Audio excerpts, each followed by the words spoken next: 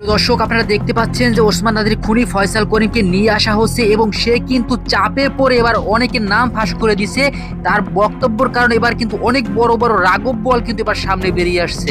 ভারতীয় পুলিশের কাছে ফয়সাল যে স্বীকারোক্তি দিয়েছে তাতে ডাকসুর এক নেতা, ইনকিলাব মঞ্চের এক প্রভাবশালী নেতা এবং আরো 6 জনের নাম এসেছে।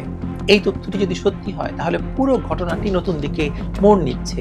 ইনকিলাব মঞ্চকে যদি কোনোভাবে চুপ করিয়ে দিয়ে যদি তারা ভাবে যে শহীদ ওসমান হাদির হত্যার বিচারটা ধামাচাপা দেওয়া যাবে, তাদের আসলে সেই আশার গুড়ে বালি। এবার চাপে পড়ে ফয়সাল করিম মাসুদ একে একে সব রাঘব বোয়ালদের নাম ফাঁস করে দিল, যে সকল নাম শুনলে আপনি নিজেকে নিজে বিশ্বাস করতে পারবেন না।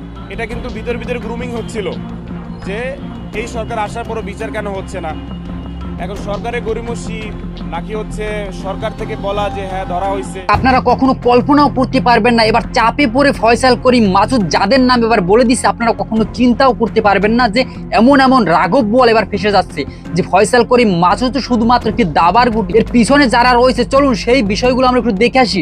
সেই বিষয়গুলো দেখার পূর্বে যারা আমাদের চ্যানেলে নতুন, অবশ্যই চ্যানেলটি সাবস্ক্রাইব করে রাখবেন যাতে এরপরে নতুন ভিডিও সবার প্রথমে আপনার কাছে যায়। চলুন আমরা একটু দেখে আসি যে এই ফয়সাল করিম মাসুদ একজন দাবার গুটি, তার পিছনে কারা রয়েছে এবং চাপে পড়ে ফয়সাল করিম মাসুদ কাদের কাদের নাম বলে দিল। চলুন আমরা একটু সেই বিষয়টা দেখে আসি। প্রাথমিক চিত্র বলছে এটি অভ্যন্তরীণ কনসোর্টিয়াম ড্রিভেন অপারেশন, যেখানে শুটার, ফ্যাসিলিটেটর, ন্যারেটিভ ম্যানেজার এই 3 স্তরে আলাদা আলাদা অভিনেতা কাজ করেছে। ভারত বা কোনো মূলধারার রাজনৈতিক দলকে টার্গেট করা বর্তমান তথ্য প্রবাহের সঙ্গে যাচ্ছে না, বরং সংগঠন ভিত্তিক, ব্যক্তিগত উচ্চাকাঙ্ক্ষা চালিত এবং নির্বাচন পূর্ব অস্থিতিশীলতা লক্ষ্য ভিত্তিক একটি হাইব্রিড প্রকল্পের ইঙ্গিত বহন করছে। ভারতে গ্রেপ্তারকৃতদের বাংলাদেশে প্রত্যাবর্তনের পর যদি এই ন্যারেটিভ প্রমাণ সাপোর্ট পায় তাহলে পর্দার আড়ালের স্থপতিরা অদূরেই উন্মোচিত হবেন এবং সেটাই হবে এই নৃশংস হত্যার সবচেয়ে বড় রাজনৈতিক এন্ড গেম। আসুন হাদি হত্যা প্রকল্প নিয়ে আরো কিছু তথ্য উন্মোচন করা। পশ্চিমবঙ্গে গ্রেপ্তারের ঘটনার পরপরই বাংলাদেশে হাদিকে যারা রাজনীতির এক বিশাল চরিত্র হিসাবে প্রতিষ্ঠিত করতে চেয়েছিল এবং তার হত্যার পর বাংলাদেশে যারা নতুন করে ক্ষমতা দখল করতে চেয়েছিল তাদের মধ্যে একই সঙ্গে আবল তাবল কথা বলা এবং কারো কারো একেবারেই নিশ্চুপ হয়ে সামাজিক যোগাযোগ মাধ্যম থেকে আইডি ডিঅ্যাক্টিভেট করা প্রমাণ করছে যে হাদি হত্যাকাণ্ড নিয়ে জল আরো খোলা হওয়ার সম্ভাবনা রয়েছে। হাদি ছিল একটি প্রজেক্ট, এই কথাটি রাজনৈতিক মনস্তত্ত্ব বুঝিয়ে আগে চলুন। ডিসেম্বর জানুয়ারির সংবেদনশীল নির্বাচন, এই উইন্ডোটায় একজন হাই ভিজিবল ফিগারকে কেন্দ্র করে ভিকটিমহুড পলিটিক্স দাঁড় করানো, শাহবাগ দখল করে ম্যাস মোবিলাইজেশন, দিল্লি না ঢাকা ধাঁচের স্লোগান তুলে ভারত বিরোধী আবেগ উস্কে দেওয়া, এসব একটি পরীক্ষিত প্লেবুক।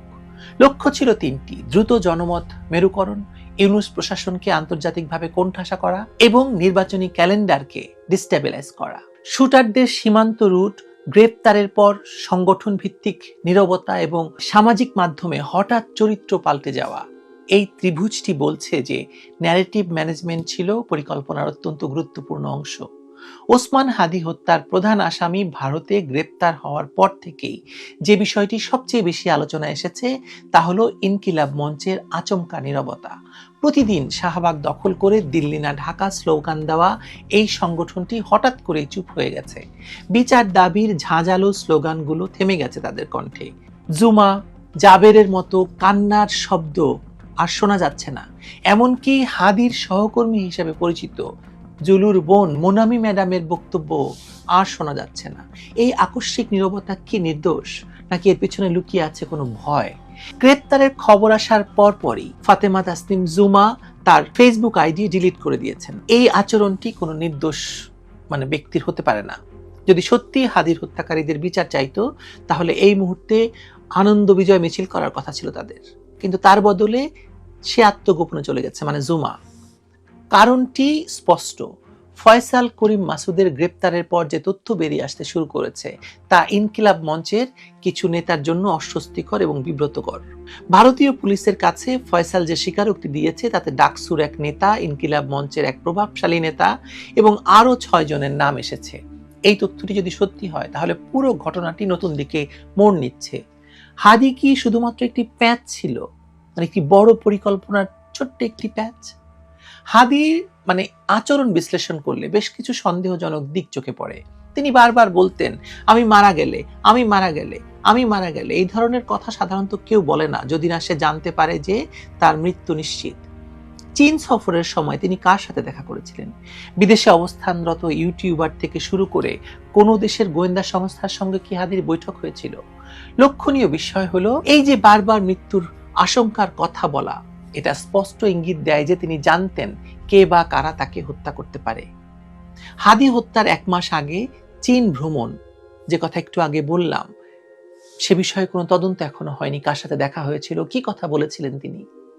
আরো একটি গুরুত্বপূর্ণ দিক হলো হাদির মৃত্যু সংবাদ। প্রথমে বলা হয়েছিল তার কানের নিচ দিয়ে গুলি গিয়ে বেরিয়ে গেছে এবং তার অবস্থা গুরুতর নয়, কিন্তু পরে হঠাৎ করে খবর আসে তিনি মারা গেছেন। সিঙ্গাপুরে নেওয়ার সময় তিনি কি জীবিত ছিলেন, নাকি মৃত অবস্থাতেই তাকে সেখানে নিয়ে যাওয়া হয়েছিল? এসব প্রশ্ন তো এখন অত্যন্ত গুরুত্বপূর্ণ। দেশে তুরস্কপন্থী রাজনৈতিক শক্তির সঙ্গে হাদির ওঠা বসা ছিল এবং হাদির মৃত্যুর পর তাদের ভূমিকা ছিল সন্দেহজনক। হাদি গুলিবিদ্ধ হওয়ার পর এদের অনেকেই একই সুরে বলেছিলেন, আমার জীবনের পরিবর্তে হাদির জীবন ফিরিয়ে দাও প্রভু। এই ধরনের একই কথা তাদের মুখ থেকে বের হওয়া কি কাকতালীয়, নাকি এটি ছিল একটি স্ক্রিপ্টের অংশ? এই যে জুমা এবং জাবের, এদের আচরণ ছিল সবচেয়ে সন্দেহজনক। হাদির সহকর্মী হিসাবে পরিচিত এসব ব্যক্তিরা হাদির মৃত্যুর পর এতটাই আবেগপ্রবণ হয়ে পড়েছিলেন যে তা ছিল অস্বাভাবিক। চট্টগ্রামের পুলিশ কর্মকর্তার স্ত্রী হত্যাকাণ্ডের কথা মনে আছে? প্রথমে স্বামীর অতিমাত্রায় কান্নাকাটি দেখে সবাই সহানুভূতি দেখিয়েছিল, কিন্তু পরে জানা গেল তিনি স্ত্রীকে খুন করিয়েছিলেন। জুমার কান্না কি সেই ধরনের ছিল? দেশে একটি প্রধান দৈনিকের ভূমিকাও ছিল প্রশ্নবিদ্ধ। একটি প্রভাবশালী পত্রিকা কিভাবে একজন সাধারণ ছাত্রকে, যিনি নির্বাচনী প্রচারণা চালাতে গিয়ে মারা গিয়েছেন, তাকে শহীদ হিসেবে আখ্যায়িত করে বলুন তো? বাংলাদেশে প্রতিদিন অনেক মানুষ সন্ত্রাসীদের গুলিতে মারা যায়, তারা কেন শহীদ নাম পান না? এই পক্ষপাতিত্ব কিসের ইঙ্গিত বলুন? ভারতীয় গোয়েন্দা সংস্থাগুলোর তথ্য অনুযায়ী এই হত্যাকাণ্ড ছিল একটি বড় পরিকল্পনার অংশ। পরিকল্পনাটির উদ্দেশ্য ছিল বাংলাদেশে একটি অস্থিতিশীল পরিবেশ সৃষ্টি করা, নির্বাচন বিলম্বিত করা এবং ইউনূসকে বাদ দিয়ে অন্য একটি সরকারকে ক্ষমতায় বসানো। তারা একটি জঙ্গি সরকার। ইউনূস সরকারকে হটিয়ে নতুন একটি পরিস্থিতি তৈরির চেষ্টা ছিল তাদের মূল লক্ষ্য, কিন্তু সেনাবাহিনী সহ বিএনপি নির্বাচনের ব্যাপারে অটল থাকায় সেই পরিকল্পনা ব্যর্থ হয়। কিন্তু তাদের উদ্দেশ্য ছিল হাদি হত্যার মতো ঘটনা ঘটিয়ে আবারও 2024-এর আগস্টের মতো আরেকটি সরকার পরিবর্তন। তাতে এই শক্তিটির ক্ষমতা দীর্ঘায়িত হতো, বাংলাদেশে একটি ইসলামী ব্রাদারহুড পার্টির ক্ষমতায়ন হতো, সংবিধান বাদ দিয়ে তাদের মতো করে কথিত ধর্মভিত্তিক শাসন চালানো যেত। বোঝাই যাচ্ছে সেটি হয়নি বা হতে দেওয়া হয়নি। আর এখন ডিজিএফআই এর নতুন প্রধান মেজর জেনারেল কায়সার রশিদ চৌধুরীর ভারত সফর এবং সেখানে ভারতীয় গোয়েন্দা সংস্থা র প্রধানের সাথে বৈঠকের পরই এই গ্রেপ্তার ঘটে। এই সময়োপযোগী গ্রেপ্তারটি ইঙ্গিত দেয় যে দুই দেশের গোয়েন্দা সংস্থাগুলো একসাথে কাজ করছে এবং তারা হাদি হত্যার আসল পরিকল্পনাকারীদের চিহ্নিত করতে সক্ষম হয়েছে। এখন প্রশ্ন হলো, হাদি হত্যার পেছনে আসলে কারা ছিল? ফয়সাল করিম মাসুদ এবং আলমগীর হোসেন কি শুধুমাত্র হাতিয়ার ছিল, নাকি তারাও এই খেলার প্যাচে পড়ে গিয়েছিল? তাদের স্বীকারোক্তিতে যে নামগুলো এসেছে সেই নামগুলো যদি সত্যি হয়, তাহলে ইনকিলাব মঞ্চের ভেতর থেকেই এই হত্যাকাণ্ড পরিকল্পনা করা হয়েছিল। হাদি কি নিজের দলেরই কোনো কুশীলবদের হাতে হত্যার শিকার হয়েছেন? উত্তরগুলো আসতে শুরু করেছে। শুরু যখন হয়েছে শেষ হবে, এই কথা আমি আগেও বলেছি। প্রকৃত পরিকল্পনাকারীরা যতই আড়ালে থাকুক না কেন, তাদের চিহ্নিত করা এখন সময়ের ব্যাপার মাত্র। হাদি হত্যা আসলে কাদের প্রকল্প ছিল? এই প্রশ্নের উত্তর শীঘ্রই সবার সামনে আসবে। হাদির চিকিৎসার নামে সিঙ্গাপুর নেওয়ার বিষয়টি ছিল সন্দেহজনক। প্রাথমিক রিপোর্ট অনুযায়ী তার আঘাত মারাত্মক ছিল না, কিন্তু হঠাৎ করে তার মৃত্যু ঘটে। এই পরিস্থিতি ইঙ্গিত দেয় যে হাদিকে সরাসরি গুলিতে হত্যা নাও করা হতে পারে। বর্তমান পরিস্থিতিতে দেখা যাচ্ছে যারা হাদির বিচারের নামে আন্দোলন করেছিল তারা এখন নীরব হয়ে গেছে। এটি প্রমাণ করে যে এই পুরো ঘটনাটি ছিল একটি সুপরিকল্পিত নাটক, যেখানে হাদিকে ব্যবহার করে একটি নির্দিষ্ট রাজনৈতিক লক্ষ্য অর্জনের চেষ্টা করা হয়েছে। এখন প্রশ্ন হলো, এই প্রকল্পের মূল পরিকল্পনাকারী কারা এবং তাদের আসল উদ্দেশ্য কি ছিল সেটা নির্ণয় করা। প্রিয় দর্শক, সবাইকে অসংখ্য অসংখ্য ধন্যবাদ সম্পূর্ণ ভিডিওটি দেখার জন্য। আপনারা যারা সম্পূর্ণ ভিডিওটি দেখেছেন তারা অবশ্যই বিষয়টি বুঝতে পেরেছেন যে এখানে ফয়সাল করিম মাসুদ সে কিন্তু ভারতে গ্রেফতার হয়েছে। হ্যাঁ, সেই বিষয়ে কিন্তু দেখা যায় জনপ্রিয় কন্টেন্ট ক্রিয়েটর কাফিও মুখ খুলেছেন সে বলতেছেন যে আসলে বলা হইতেছে যে আসলে ফয়সাল করিম মাসুদকে গ্রেফতার করা হয়েছে ভারতে, কিন্তু সেই যে কোনো তথ্য বা কোনো ভিডিও কিন্তু আমরা এখনো পাইনি যে আসলে ফয়সাল করিম মাসুদকে ভারতে কি সত্যি কি গ্রেফতার করা হয়েছে কি হয়নি, সেই বিষয়টা কিন্তু এখনো নিশ্চিত হয়নি ভালোভাবে। মানে কোনো ভিডিও বার্তা নেই, কোনো ভালো কোনো এই বিষয়ে কোনো আপডেট নেই। তো সেই বিষয়টা কিন্তু সে তুলে ধরেছেন।